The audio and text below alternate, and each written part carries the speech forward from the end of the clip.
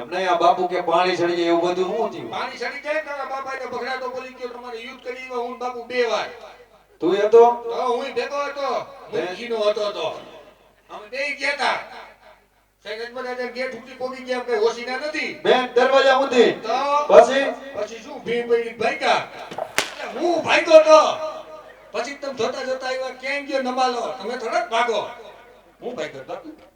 આ માર તો એટલે એવું થયું તો ભાઈ કઈ રીતે થતો એટલે એનું નામ લેવા બીજા ગમે એનું લે એમ થોડું બોલે જેનું કામ લઈને આવ્યું એની વાત તો કરવી ને મારે. અરે મહારાજ વાત પૂરી સાંભળો મહારાજ. પોકરણ કરતી આવું છું એટલું નહીં. પોકરણ કરનાર રાજા યજમાન એમની દીકરી સગુણાનો શ્રીફળ લઈને આવું છું. તમારું કહેવાનું શું થાય છે મહારાજ? અરે ખાબો છો ભદેવ. શું હાલી નીકળ્યો છો? અરે વેરીના ઘરે વેરો હોય, વેરીના ઘરે વિસરણો હોય. અરે ભદેવ બ્રાહ્મણના દીકરા છો એટલા માટે જીવતા છો. હજી એક વાર સમજાવું છું જે રસ્તે આવ્યા એ રસ્તે પાછા જઈને જાઓ. અરે પઠાણજી તમને ભદેવને રાજવી માઈને કાઢવાનું કીધું તું. જાઓ જાવ છું અરે જાઓ અરે જાઓ. મરું શું અને શું એટલું કીધું લેકિન સારું થઈતો જામેલા ભાઈ નત કરવા થાપો મારે ના પાડે છે બાપુને ને મેળે નથી 20 વર્ષિયા વે છે તારા બાપ 22 વર્ષિયા કીટા કરીને ગુડાનો કાઈ આય ઓછી માયા નથી ભાઈ એમને હું આવ્યો તે કીધું હોય તો ક્યાંથી ને આવ્યા છો શું કાઈ શું કામ લઈને એટલું પૂછી લીધું તો તરત આઈ લાવો તમ તારે કહી દેવાય એડવાન્સ મને કે આમ છે તો હું અંદર નો આવવા દેતો ને અમારે નથી એની એ મેળે તારે પૂછવું જોઈએ ને મને. નીકળ ભાઈ અમાર કાઈ ધધી નતો તારા બાપ હવારે મને વાહો કરી નાખી કાબરો તો રાજમાં નોકરી કરો તો એટલું સહન ન કરી શકો. કેટલું હોય પછી સહન કરવાની નિમિત્ત તો હોય ને અમે તો કીધું ને સહન કરી. શું કરો છો તમે હાલ એટલે તું નીકળ અમાર કાઈ કરવા થાતું નથી એમ નો હાલે પ્રધાનજી. હું કામ લઈને આવ્યો મારે કામ પતાવવું જ પડે. તું કામ પતાવી દે તારો બાપ ઈ મને પતાવી દીશે આમ જો પ્રધાનજી હા હજી એક ટ્રાય મારું તો. વાહ ઈ શું તારું બાપ ટ્રાય મારવાનું મશીન છે કાઈ વાંધો નહીં તો એકાદી વાર જાઓ બાપુ ટાટા પાડું. કાઈ વાંધો નહીં જા આડો તો ફરજે. હા આડો દેવા જ રાખ્યો છે તમે બધાએ જા અરે મહારાજ કદાચ આ લીલુડા નારિયેળના શ્રીફળનો શિકાર નહીં કરો મહારાજ. પૂર્ણા પંડિત અહીંયા પ્રાણનો ત્યાગ કરશે. પાછળથી તમારી નગરીના લોકો વાતું કરશે મહારાજ કે અજમલ રાજાથી પઢિયારો ડરી ગયા મહારાજ. અરે ખાબો છો ભદેવ. રાજા પઠિયાર કોઈના બાપથી ડરતો નથી. અરે રાજા પઠિયારનો પઠાણ પણ કોઈના બાપથી ડરે નહીં. અરે ભદેવ મારી રેતની અંદર જે જનતાના ખોળાની અંદર અરે હવા મહિનાના બાળક રમતા હોય એ પણ કોઈના બાપથી ડરતા નથી. અરે ડર નામની ચીજ શું કહેવાય છે એ પણ રાજા પઠિયારને ખબર નથી. હાલી શું નીકળો છો દર નામની શું ચીજ કહેવાય કંપની તારી બાપ સોફ્ટવેર ફિટ કરતા જ ભૂલી ગઈ છે એટલે બાપુએ કીધું ને બાપુ નો ડરે તારા બાપ હું નો ડરું અને કદાચ ને જનેતાની ખોરામાં હવા મહિનાના બાળક રમતા હોય ને ઈ નો ડરે પૂછ શું કામ નો ડરે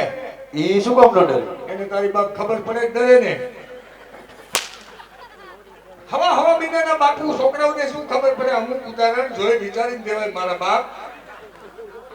હવા મહિનાના બાળક પ્રધાનજી હા એટલે નહીં પતે નોટ પતે તું જા મારો ભાઈ એમ થોડું હાલે કાઈ. એમ ન હાલે તારા બાપ કરી નાખ્યું બધું લાલ સણો થી જે અંદર હાલ બતાવ આમ જો પ્રધાનજી હા કેટલા વર્ષથી નોકરી કરો? અરે આમાં જિંદગી વહી ગઈ મારી જિંદગી હોય ગઈ ને હજી તું આ મને વયો જવાનો. મને એવું લાગે આમ જો હા હું મારા રાજમાં અજમલ બાપુને એમ કહું ને બાપુ આમ કરો એટલે એમ કરે મારું માને. એમ તો મારા બાપુ માને હો શું માને? મારા બાપુને એમ કહું બાપુ આ બેહી જાવ ખુરશી ઉપર બાપુ ફટાક દઈને બેહી જાય બે જાય ને હો તમારું એવડું બધું માનને અહીંયા. હા તો પછી આમ જો હા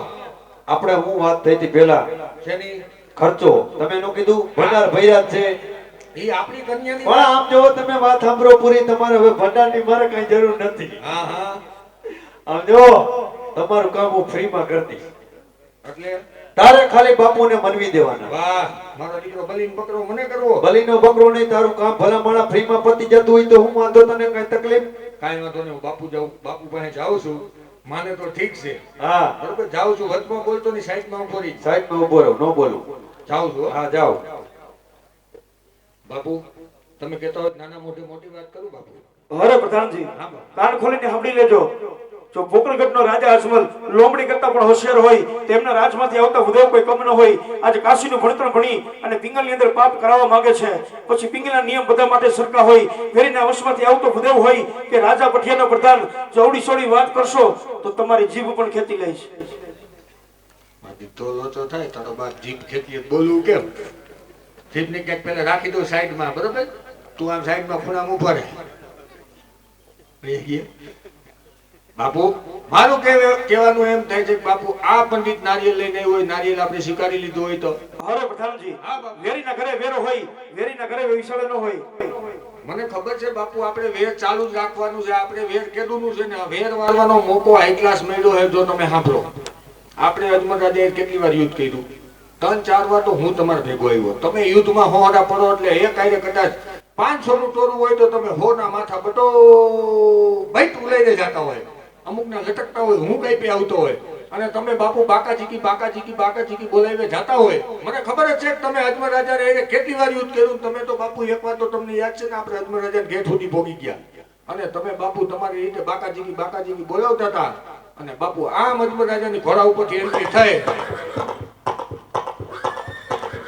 અને આવી રીતે ઘોડો આવ્યો બાપુ તમે તમારી રીતે મસ્કુલે જતા તમે તો તમારી રીતે આમથી આમ માથા વાટો ને આમથી આમ માથા બેઠા વાટતા હતા અને બાપુ અજમલ રાજાએ ત્યાંથી સીધો ઘોડા ઉપરથી ઠેકડો માર્યો સીધા જ તમારા છાતી ઉપર આવીને પડ્યા તમને ખબર કીધું હોય બા શું છે એટલે તમે તો નીકળી ગયા પણ હું ગામમાં આવી ગયો પછી મેં કીધું હોય બા એટલે તમે એમ કીધું કે હાલ આપણો મોકો નથી આજે આપણે ભાગી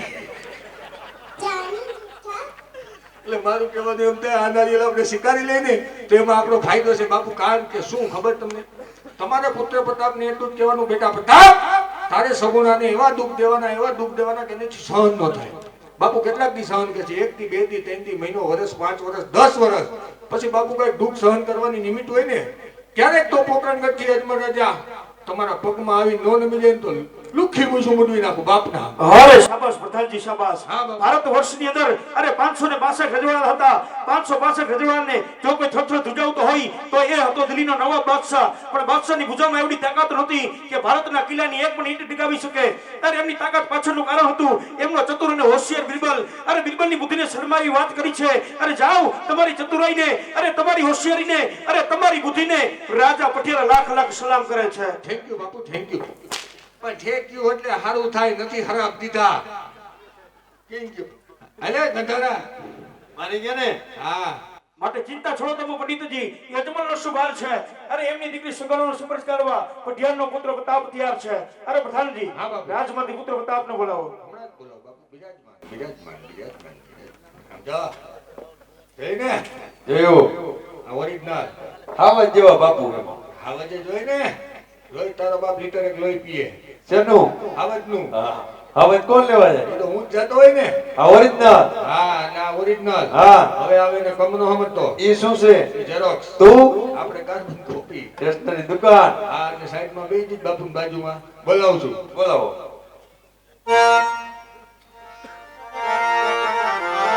હે પઠાણ બોલાવો પઠાણ જોડે હજો રાજે બાઈ જો રામ રામ હે પઠાણ બોલાવે પઠાણ જોડે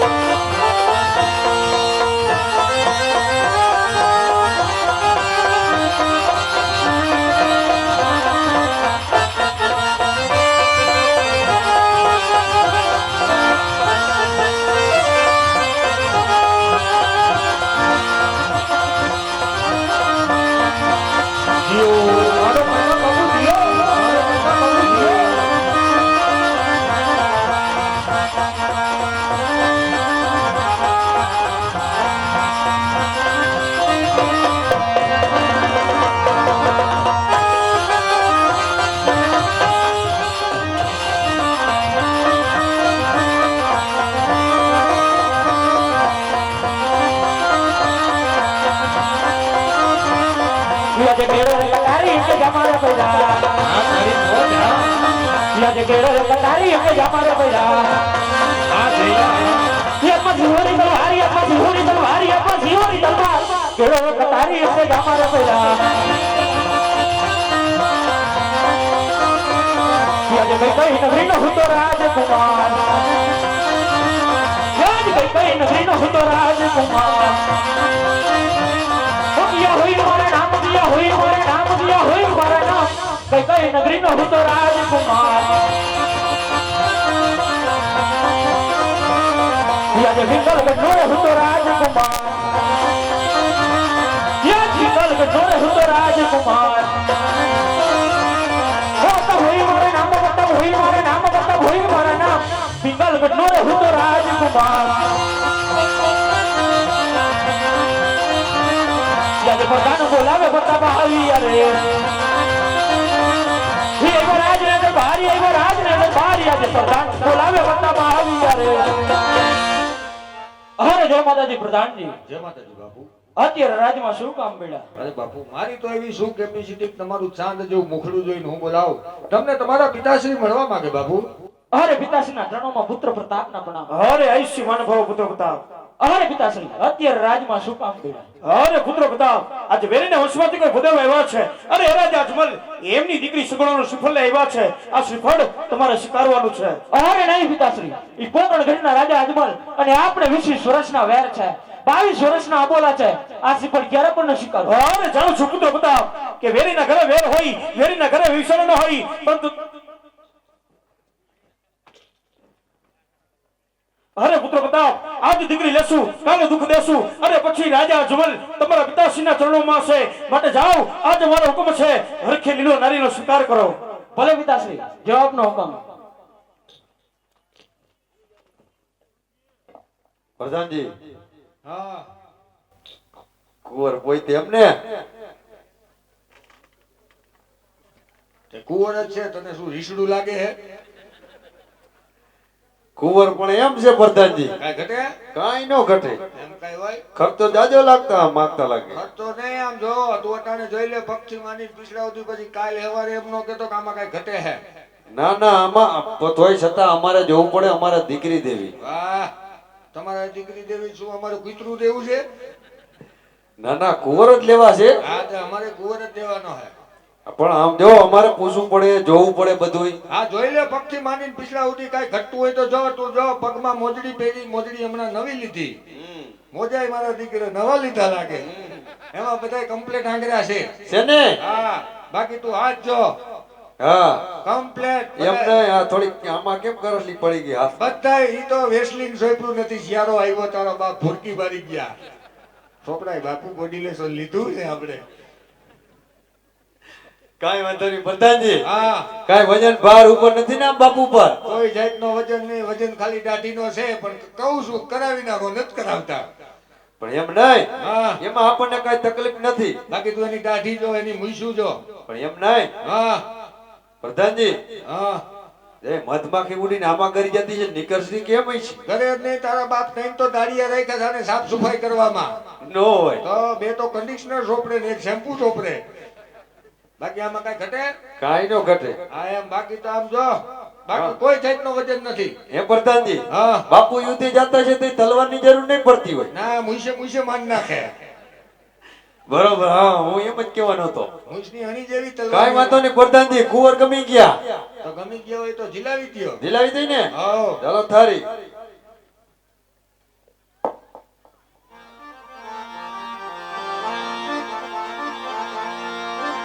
લીલુડા નાળિયેર જીલો પ્રતાપ રાય લીલુડા નાળિયેર જીલો રે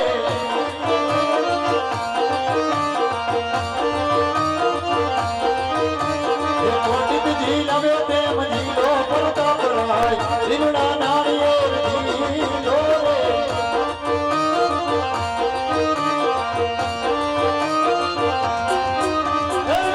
સીન માન તો રાજા પ્રતાપ રાય લીલુડા નાળિયેર જીલો રે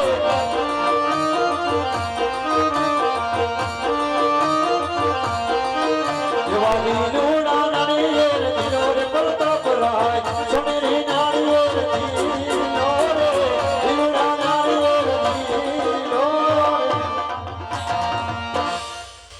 પ્રધાનજી